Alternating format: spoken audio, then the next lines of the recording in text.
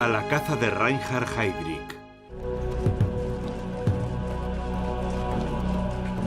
Lo llamaban el verdugo.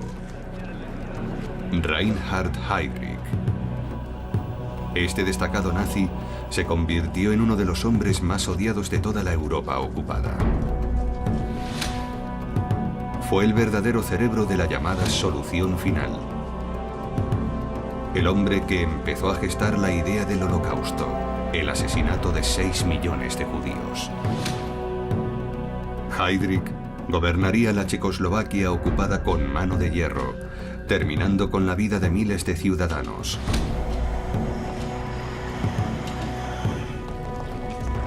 Su ambición no conocía límites.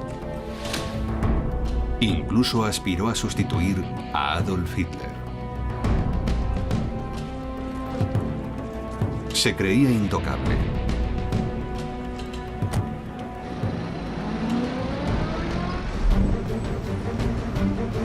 Pero en Londres, un escuadrón de ataque de alto nivel no pensaba lo mismo.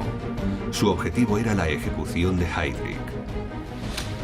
Un equipo especial de asesinos checos del ejército secreto de Churchill fue infiltrado en la Europa ocupada. Su misión era muy sencilla: buscar a Reinhard Heydrich y matarlo. Al final, los cazadores de nazis conseguirían a su hombre.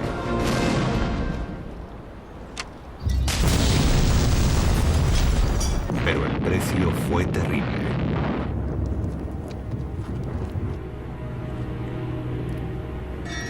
La venganza de los soldados alemanes significó la muerte de cientos de personas. Aquello dejó en el aire una incómoda pregunta. ¿Había valido la pena la caza de aquel nazi?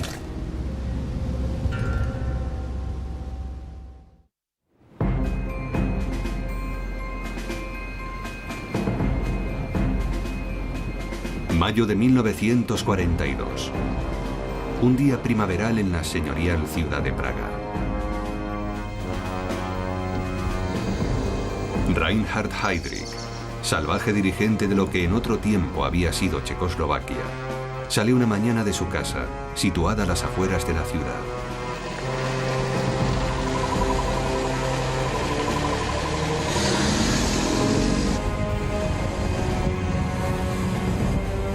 El conductor de su potente Mercedes 320 entra en Praga.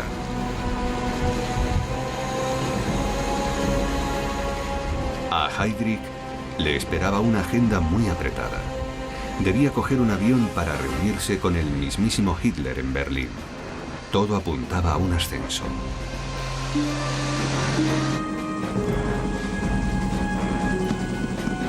Ya habían pasado las 10 de la mañana y llevaba casi una hora de retraso.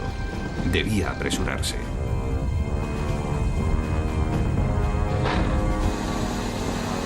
Los conductores locales mantenían la distancia. Todos sabían que acercarse a Heydrich era sinónimo de peligro.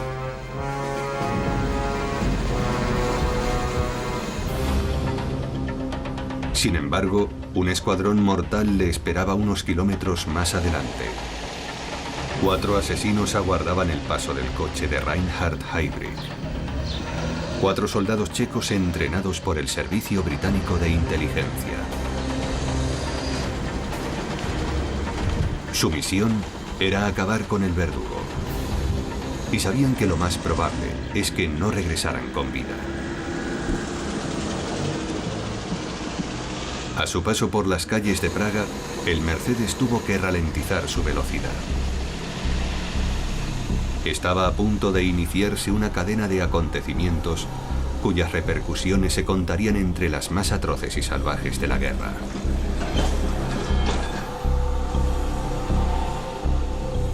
El Mercedes cambió de marcha y se dispuso a tomar una curva muy cerrada. Heydrich estaba a unos segundos de ser asesinado.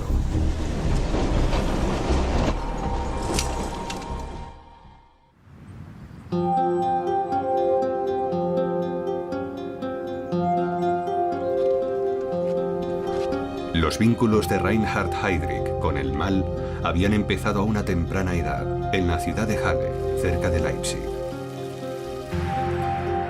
Su padre, Bruno, era músico y había sido acusado de ser judío, lo que le había supuesto ser objeto de comentarios racistas.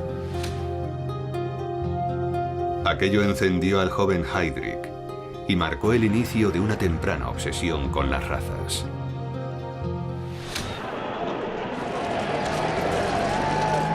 Durante los años que siguieron a la Primera Guerra Mundial, Alemania vivió sumida en un profundo caos. La nación estaba descompuesta y en las calles se libraban continuos combates. Solo existía pobreza y desesperación.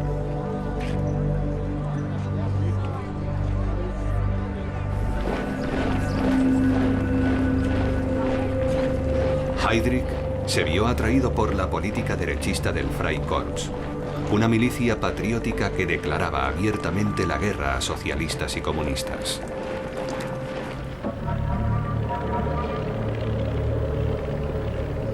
En busca de ley y orden, se enroló en la Marina en 1922 y encontró su norte en la estricta disciplina militar.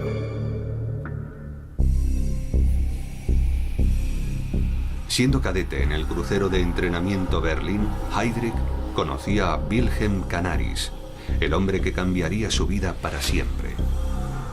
Canaris lo introdujo en el turbio mundo de la inteligencia naval. Heydrich adquirió conocimientos muy útiles para su futuro y ambos se convirtieron en aliados y amigos. Heydrich ascendió rápido en la jerarquía de la Marina, pero su reputación de mujeriego fue su perdición. En mayo de 1931 fue expulsado por conducta impropia, tras pedir matrimonio a dos mujeres al mismo tiempo. Una de ellas había resultado ser la hija de un veterano oficial de la Marina.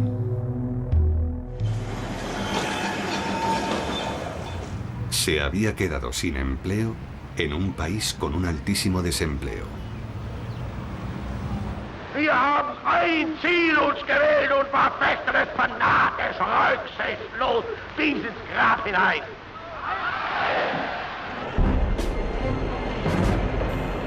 Pero entonces se topó con Adolf Hitler. El partido nazi le ofreció la posibilidad de volver a empezar.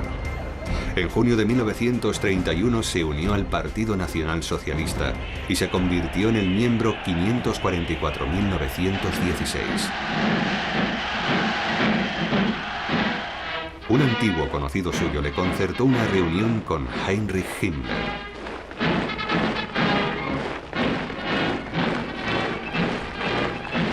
Himmler era una de las figuras más poderosas dentro del partido nazi. Era jefe de las SS, la guardia personal de Adolf Hitler.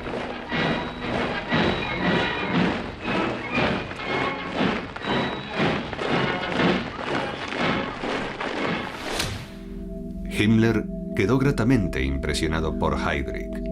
Sus conocimientos en la rama del espionaje podrían ser muy útiles para las SS. El antiguo oficial de la inteligencia naval, de 26 años, 4 menos que Himmler, fue reclutado en instante.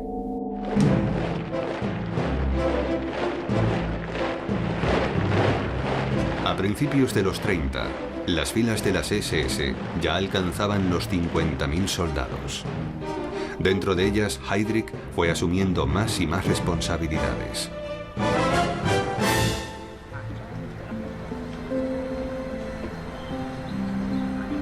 Se le adjudicó el liderazgo del SD, el Servicio de Seguridad de las SS. El SD fue el primer departamento de inteligencia del partido nazi. Su función inmediata era recabar información que pudiera ser empleada para el chantaje y la intimidación. Heydrich desarrolló un vasto archivo con referencias cruzadas, así como una detallada lista de supuestos enemigos del partido nazi. El servicio de seguridad del SD no tardó en demostrar su utilidad. Vor dieses Volk hinzutreten und billige Versprechungen zu geben.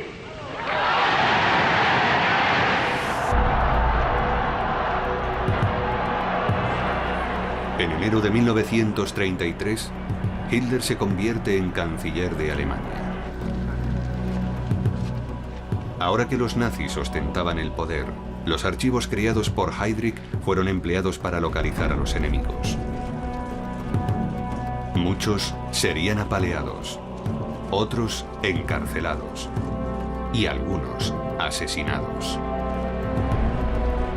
En 1934, Heydrich se hizo cargo de la Gestapo, la policía secreta del Estado. Ahora ostentaba un poder inmenso. Y poco más tarde entablaría amistad con el mismísimo Adolf Hitler.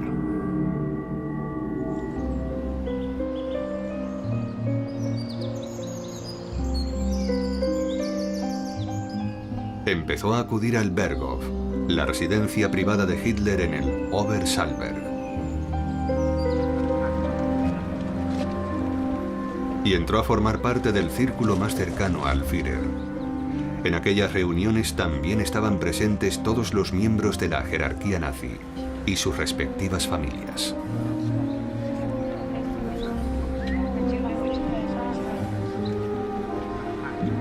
La lista de invitados incluía al ministro de la propaganda, Joseph Goebbels, al de Asuntos Exteriores, Joachim von Ribbentrop, y a su arquitecto, Albert Speer.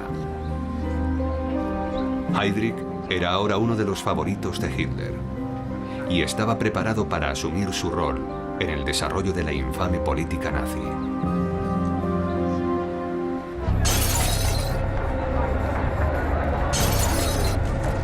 El 9 de noviembre de 1938 fue una fecha que pasará a los anales de la historia. La Kristallnacht, o Noche de los Cristales Rotos, fue testigo del saqueo de cientos de tiendas y sinagogas regentadas o frecuentadas por judíos. Aquella noche marcó el inicio de una nueva y tenebrosa era. Bajo las órdenes de Heydrich, 30.000 judíos fueron detenidos. Muchos de ellos fueron enviados a campos de concentración, inmensas cárceles en las que se encerraba a los enemigos del Estado. El antiguo y expulsado oficial de la Marina se había convertido en un burócrata del odio racial. A petición de Hitler, las SS aplicaron un enfoque más sistemático hacia el llamado problema judío. Heydrich fue nombrado líder de la sección judía del Servicio de Seguridad. Por entonces, sus funciones consistían simplemente en obligar a los judíos a salir de Alemania. Heydrich estableció en Berlín la oficina central del Reich para la inmigración de los judíos. Su cómplice en aquella tarea fue Adolf Eichmann. Eichmann había elaborado una serie de propuestas para expulsar a los judíos de Alemania. Incluso ideó un plan para reasentarlos en la isla de Madagascar, en el Océano Índico.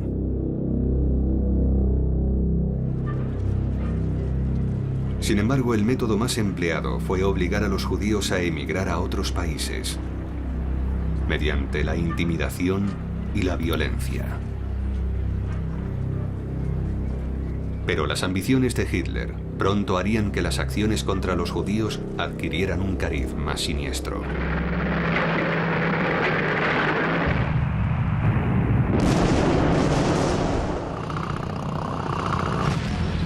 Septiembre de 1939. Europa estaba sumida en la guerra. Para Heydrich, amante de la acción y de carácter malvado, la guerra ofrecía al mundo un sinfín de interesantes posibilidades. Era mucho más atractiva que cualquier actividad burocrática. Aunque sobrepasaba la edad habitual, en 1940 se preparó como piloto de guerra. Quería demostrar que las SS estaban formadas por guerreros de élite, no por meros soldados políticos.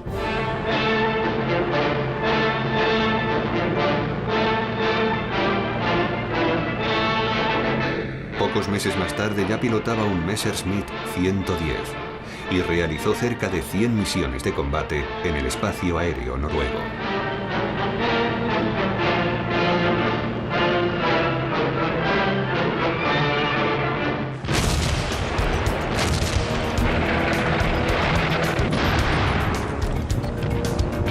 En 1941, cuando la Operación Barbarroja de Hitler irrumpió en Rusia, Heydrich, llevando la contraria a Himmler, volvió a entrar en combate. Sobrevolando el sur de Rusia a bordo de un Messerschmitt 109.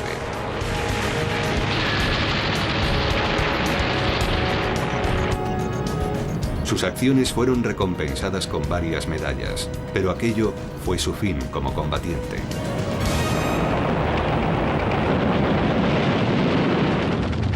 Fue abatido tras las líneas enemigas. Y aunque logró regresar a posiciones alemanas, nunca se le permitiría volver a volar. Regresó al trabajo burocrático y a uno de los problemas a los que los nazis debían hacer frente: los judíos.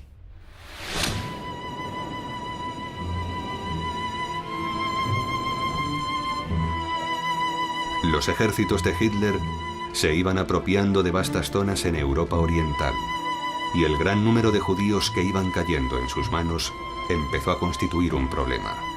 ¿Qué podían hacer con ellos? La inmigración obligada estaba totalmente descartada, así que optaron por el exterminio. Los escuadrones de acción de las SS, los Einsatzgruppen, siguieron las órdenes de Hitler. En primer lugar, fusilaron a miles de judíos en Polonia.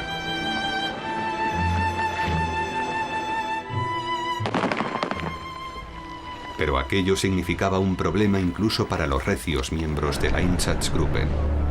Asesinar a tantas personas se estaba cobrando un alto precio en el estado de ánimo de los soldados. Era necesario desarrollar un procedimiento diferente, más quirúrgico. Heydrich recibió el encargo de desarrollar una solución final a la cuestión judía.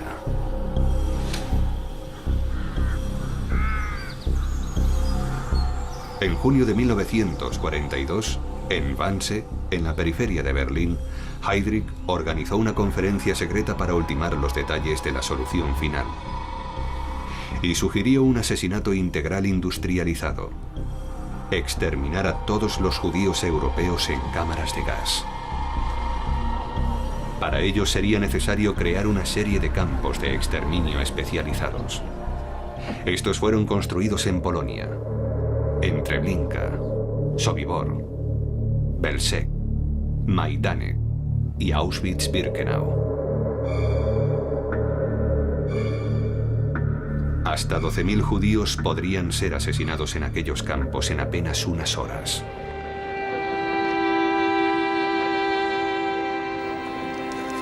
Para orquestar el traslado de la mercancía humana, Heydrich eligió a su antiguo compañero, Adolf Eichmann.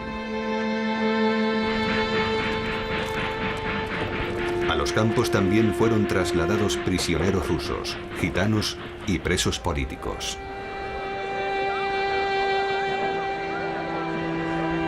Al mando de aquella máquina letal se encontraba Reinhard Heydrich. La sangre de 6 millones de judíos manchó sus manos.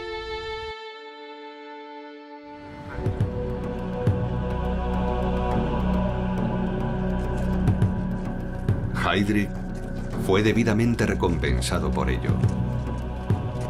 En septiembre de 1941 fue nombrado Reichsprotektor en funciones de Bohemia-Moravia, antiguo territorio de Checoslovaquia capturado por los nazis 2 años antes. Bohemia-Moravia se convertiría en su feudo personal. Heydrich decidió utilizar con los checos las tácticas que había perfeccionado en la Gestapo.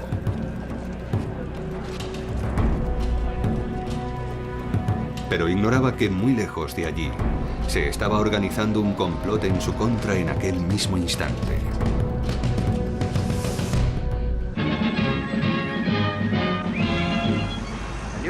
En Gran Bretaña se ha creado un nuevo gobierno para Checoslovaquia, bajo el liderazgo del Dr. Benes, que intentará devolver la libertad a su país y a su pueblo.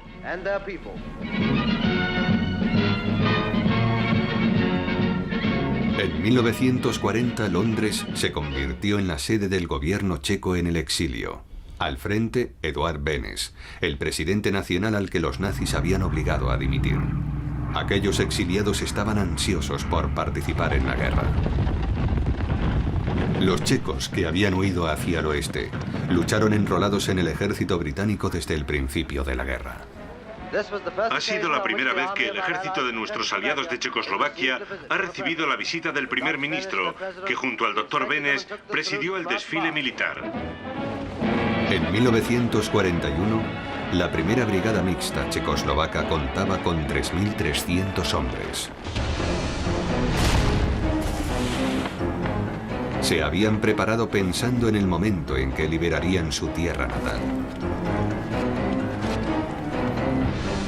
Mientras tanto, un grupo de voluntarios se enfrentó al enemigo de una forma menos convencional.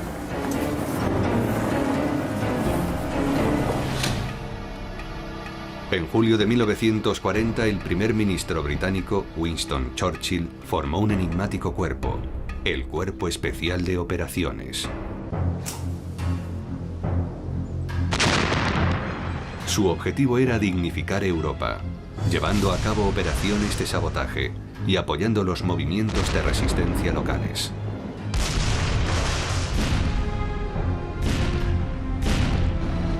Llegó a ser conocido como el ejército secreto de Churchill. Numerosos paracaidistas fueron lanzados tras las líneas enemigas para luchar desde dentro contra la ocupación alemana.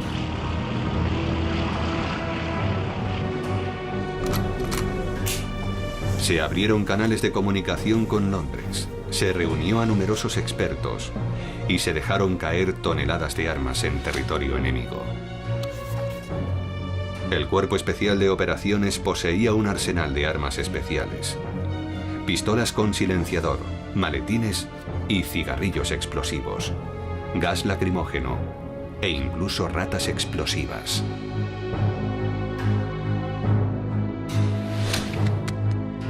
El arma más versátil, con diferencia, era la metralleta Sten de 9 milímetros.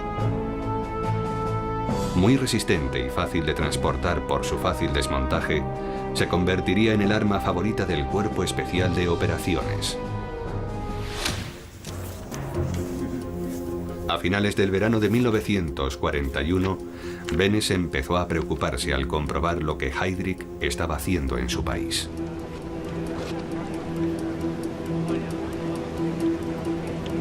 Pocos días después de instalarse en Praga, el ejército detuvo a miles de checos y desmontó el entramado de la resistencia. El futuro para los prisioneros de Heydrich era muy oscuro.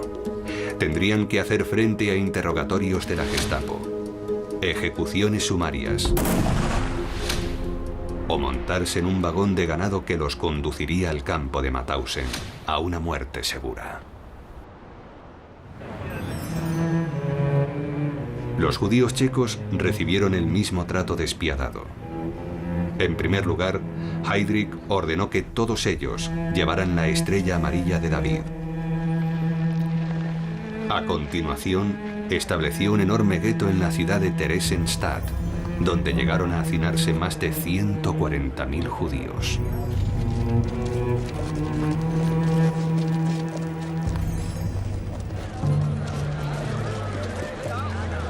A principios de octubre de 1941, Heydrich y Eichmann organizaron una conferencia en Checoslovaquia sobre el problema judío.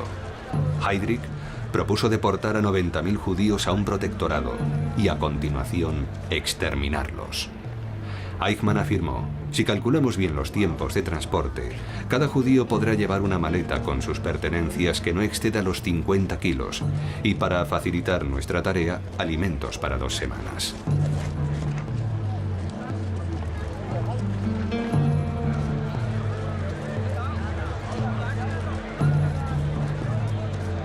Para comprar el silencio del resto de la población checa, Heydrich mejoró las raciones de comida e impulsó una campaña contra el mercado negro. El ministro de la propaganda, Joseph Goebbels, subrayó que Heydrich juega al gato y al ratón con los checos y estos se tragan todo lo que pone delante de sus ojos.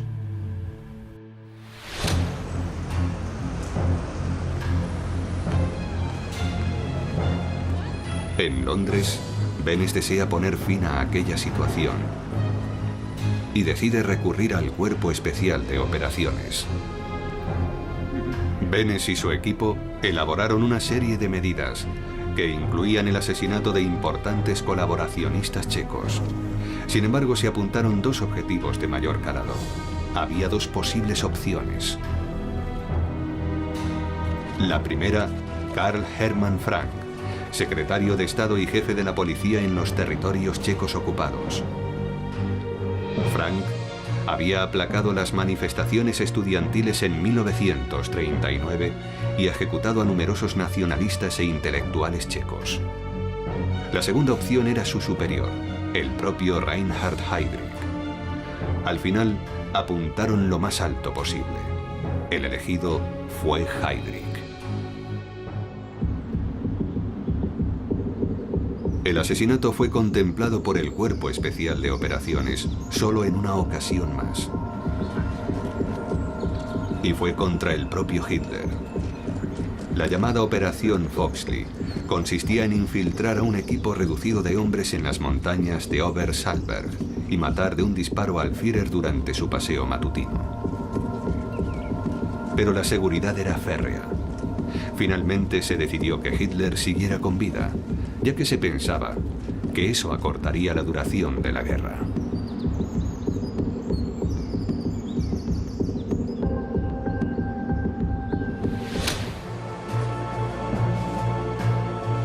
En el caso de Heydrich, el gobierno checo en el exilio sí creyó conveniente llevar a cabo un ataque a pesar de las posibles represalias.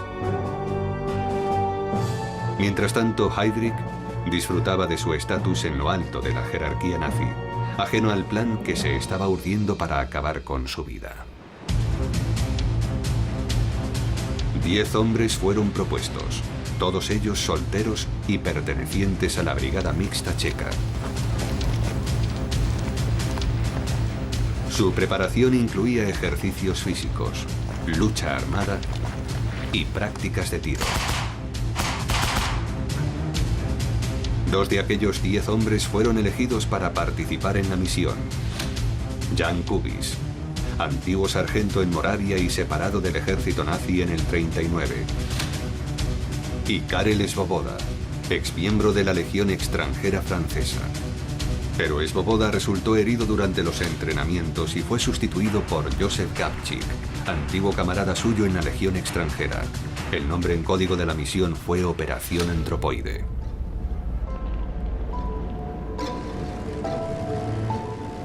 En noviembre de 1941, todo estaba dispuesto.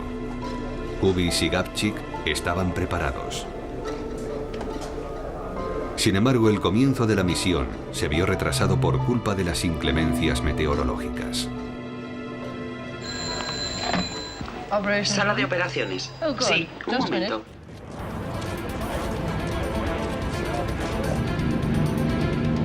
Finalmente, la noche del 28 de diciembre de 1941, 7 agentes checos se montaron en un bombardero Halifax.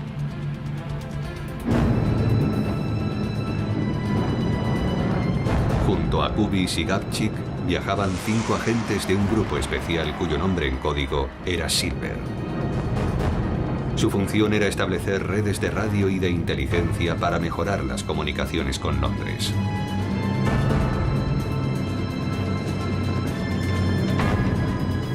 También se encontraban a bordo otros 17 paracaidistas, agentes especialmente preparados para revitalizar el movimiento de la resistencia aplacado por Heydrich.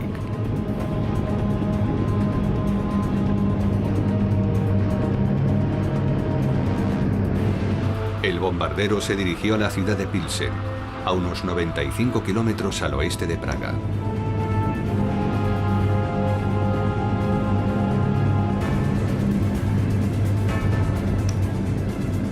El equipo fue arrojado lejos del objetivo.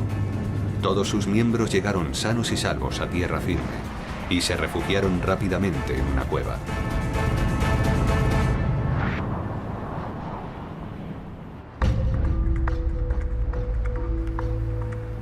Kubis y Gabčík establecieron contacto con la resistencia y desaparecieron en el corazón de Praga.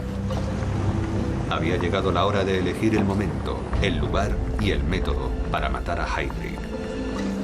Hicieron falta 5 meses para preparar la operación.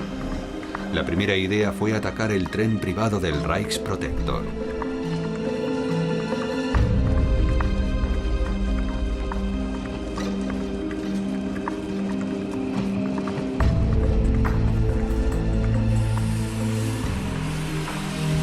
El ataque sería ejecutado en una vía secundaria.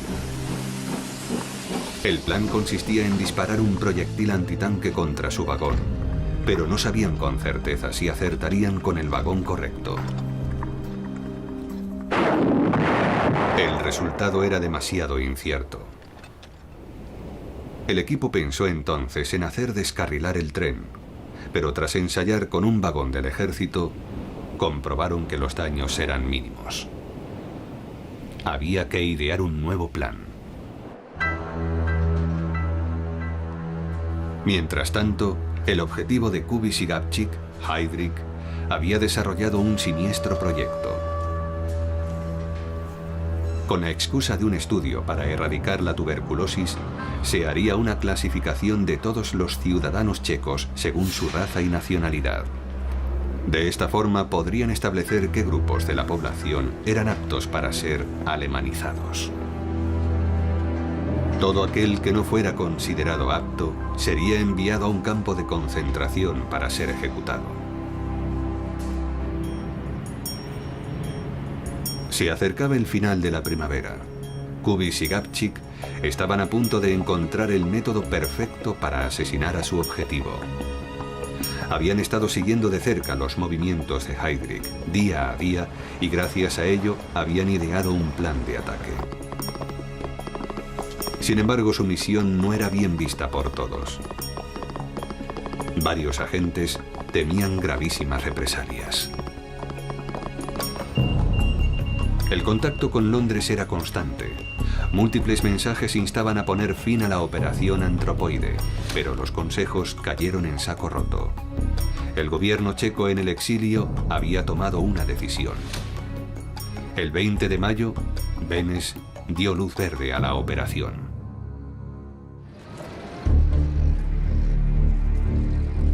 Mientras tanto, Himmler visitaba a Heydrich en Praga. Le llamó la atención la excesiva confianza con que éste se movía. Le instó a que al menos blindara su coche.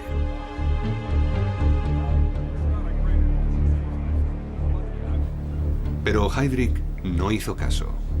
Estaba seguro de tener a los checos bajo control y se proponía demostrarlo. Aquella bravuconada le costaría muy cara. Sus asesinos ya estaban listos.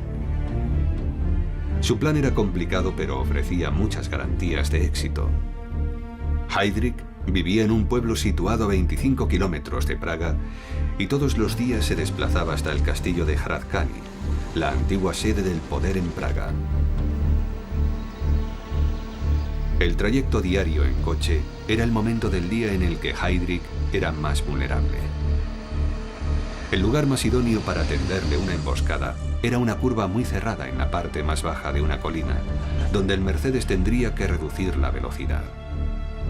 Un hombre se situaría en lo alto de la colina y haría una señal cuando viera acercarse el Mercedes. Un segundo hombre cruzaría la calle casi al final de la bajada para obligar al coche a reducir aún más la marcha. Y en la parte más baja de la colina, cerca de la curva, se colocarían los dos asesinos. Sus armas serían una metralleta Sten escondida bajo una gabardina y una granada de mano tipo 73 modificada, oculta en un maletín. Su detonación es instantánea, por lo que es imprescindible acertar con el objetivo. La mañana del 27 de mayo, Gabčík y Kubiš salieron tranquilamente de sus respectivas casas y se dirigieron a Praga. Otros dos hombres se pusieron en marcha hacia el destino acordado. Josef Walczyk sería el encargado de avisar desde lo alto de la colina. Se había lanzado en paracaídas con Kubiš y Gabčík 5 meses antes en la misión Silver y se había reencontrado con ellos mientras huía de la Gestapo. El último hombre, Adolf Opalka, era oficial del Cuerpo Especial de Operaciones. sería él quien ralentizaría el descenso del coche de Heydrich antes de que éste llegara a la curva cerrada. En el distrito de Lipen de Praga, todos se colocaron en el lugar exacto. Gabčík preparó su metralleta Sten, Kubiš su granada. Solo había que esperar.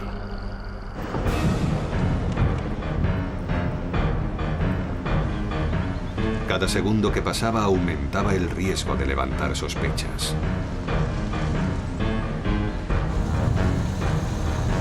Finalmente, poco después de las 10:30, Valchik hizo la señal de que el Mercedes se aproximaba. Unos segundos más tarde, Opalka cruzó la calle y un tranvía se interpuso en el camino antes de llegar a la curva. Gabčík dio un paso al frente, pero la Sten no funcionó.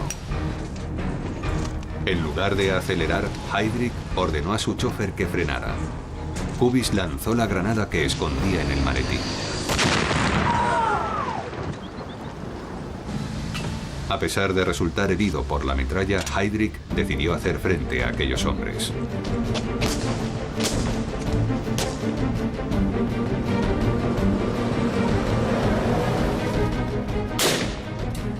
Kubiš se dio a la fuga.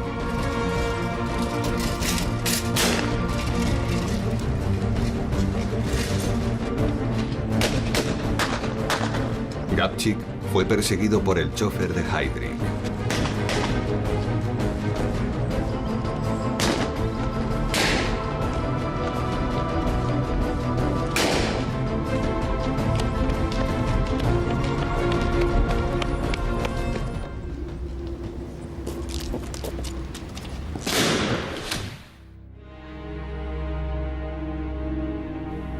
Heydrich, herido de gravedad, fue trasladado al cercano hospital de Bulovka. Fragmentos metálicos de la granada, del asiento y de su propio uniforme habían alcanzado sus órganos vitales. Ahora su vida pendía de un hilo.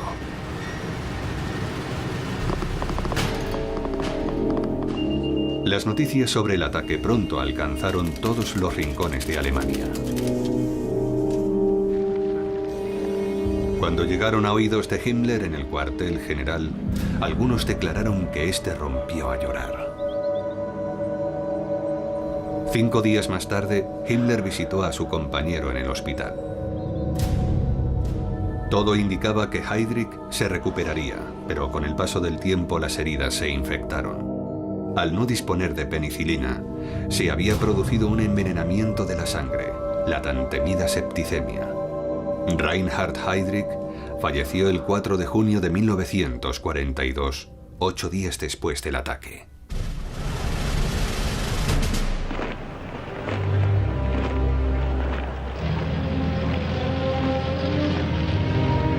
Su ataúd recorrió las calles de Praga y a continuación fue trasladado a Berlín. A pesar de su historial criminal, muchos checos se echaron a las calles para expresarle su respeto.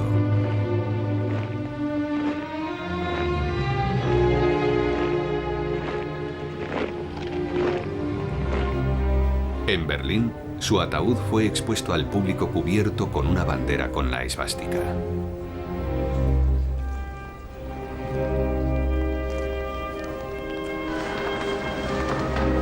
La Guardia de Honor de las SS fue encabezada por Himmler. También fue Himmler quien realizó el discurso en su honor. El propio Führer rindió tributo a los hijos del fallecido.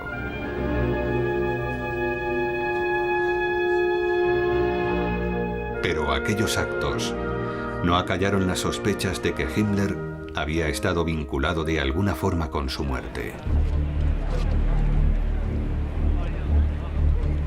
Circulaban rumores de que Himmler había permitido que Heydrich muriera porque lo consideraba una amenaza. Y que el médico de Himmler, responsable de operar a Heydrich en Praga, había recibido órdenes de que el paciente no se recuperara. Lo que sin duda era cierto era que Heydrich había muerto.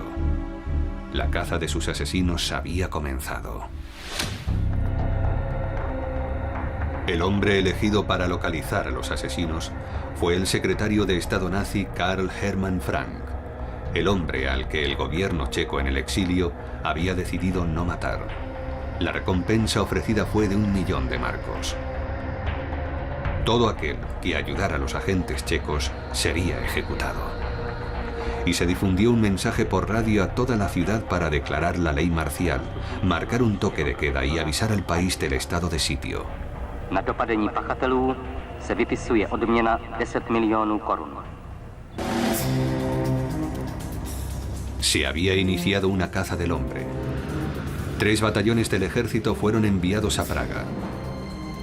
4.500 soldados y la Gestapo peinaron la ciudad y los alrededores. La policía forense llevó a cabo un estudio detallado de la escena del crimen. Cada una de las pruebas recogidas fue catalogada minuciosamente. Los asesinos habían dejado muchas pistas, algo que la Gestapo supo aprovechar al máximo. Los cazadores de nazis se convirtieron en presas. Los noticiarios pidieron la colaboración ciudadana. Pozor, pozor. Kdo zná majitele předmětů, které nyní podrobně ukážeme? Las autoridades solicitaron a los checos la aportación de cualquier pista. Se mostró la bicicleta de Gabčík, su gabardina, la metralleta Sten y una pistola. Incluso el tipo de granada utilizada por los asesinos. Los 2 maletines contenían pruebas que incriminaban sin ninguna duda a disidentes checos. A partir de entonces se desencadenó una serie de acontecimientos que cuestionó toda la operación.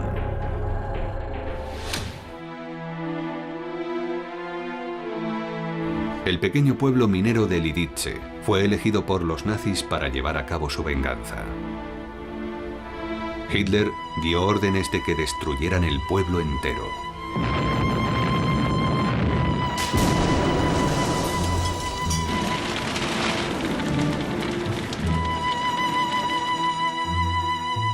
Todos los varones de más de 16 años fueron fusilados. En total 199. Las mujeres fueron enviadas al campo de concentración de Ravensbrück, donde les esperaba la muerte. Casi todos los niños del pueblo fueron trasladados a Gneisenau, otro campo de concentración. La localidad quedó totalmente arrasada. Lidice se convertiría con el tiempo en uno de los símbolos más destacados de la barbarie nazi. Mientras tanto, en Praga, los asesinos permanecían ocultos junto a otros agentes en la iglesia de San Cirilo. Pero la cantidad ofrecida como recompensa pesó demasiado y fueron traicionados por uno de los suyos. Karel Kurda, uno de los agentes, dio el soplo a los alemanes. A las 4:30 de la mañana del 18 de junio, la iglesia fue acordonada. Durante 2 horas, Kubis, Opalka y un tercer hombre, Jaroslav Schwarz, hicieron frente a las tropas de las SS, que habían recibido órdenes de capturarlos con vida. Al término del enfrentamiento, sus cuerpos fueron arrastrados hasta la calle. Los 4 miembros restantes del Cuerpo Especial de Operaciones se refugiaron en la cripta. Los bomberos intentaron hacerlos salir inyectando agua a presión.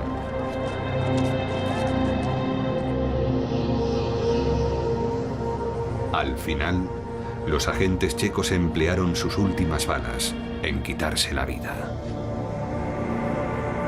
Habían preferido morir a ser capturados.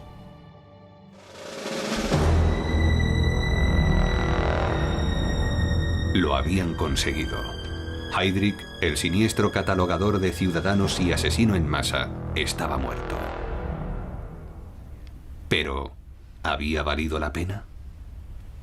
Los problemas de Himmler con los checos habían terminado.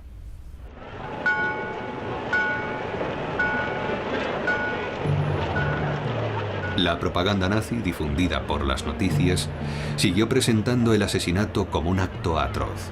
La nación checa continuaba unida por el dolor.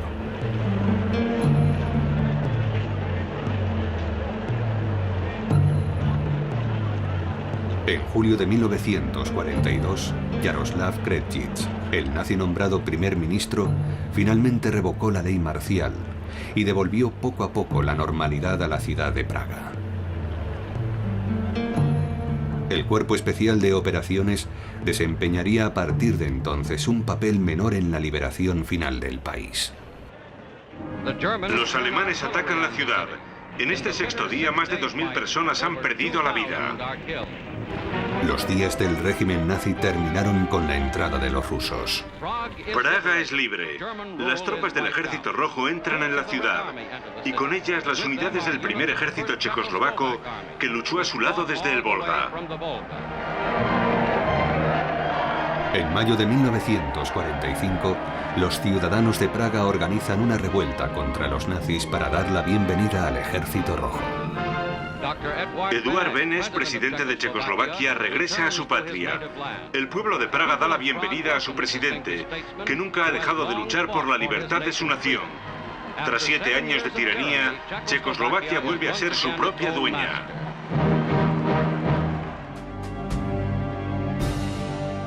No obstante, quedaron en el aire serias dudas sobre aquella caza de nazis. El traidor Karel Kurda sería localizado, juzgado y ejecutado. Los asesinos de Lidice serían perseguidos.